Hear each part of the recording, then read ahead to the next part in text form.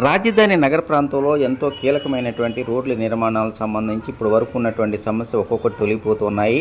అన్ని దారిలోకి వస్తూ ఉన్నాయి. ఇక తూర్పు వైపు చెన్నై కలకత్తా జాతీయ రహదారికి అనుసంధానం చేసేటువంటి కీలకమైన రెండు రహదారుల్లో E13 E15 అనేటువంటివి ఉన్నాయి. E13కి సంబంధించినటువంటి తూర్పు వైపు పనులు ఈరోజు ఉదయం ప్రారంభించారు. మంగళగిరి మండలం కూరగల గ్రామ శివారు నుంచి ప్రారంభమయ్యేటువంటి ఈ రోడ్డు అనేటువంటిది డాన్ బాస్కో స్కూల్ దగ్గర నుంచి ఎయిమ్స్ హాస్పిటల్ ఉత్తరం వైపు నుంచి చెన్నై కలకత్తా జాతీయ రహదారికి అనుసంధానం చేస్తారనే విషయం మనందరికీ తెలుసు. దాదాపు 9.2 కిలోమీటర్ల మేర ఈ రోడ్డు 4 వరుసల రోడ్డు నిర్మాణ పనులు చేపడుతూ ఉన్నారు. ఇక ఎయిమ్స్ హాస్పిటల్ మెయిన్ గేట్ దగ్గర నుంచి పూర్తిగా కొండ ప్రాంతం అంటే కొండ అంచు భాగాన్ని నుంచి 4 వరుసల రోడ్డు నిర్మాణ పనులు చేపడుతూ ఉన్నారు.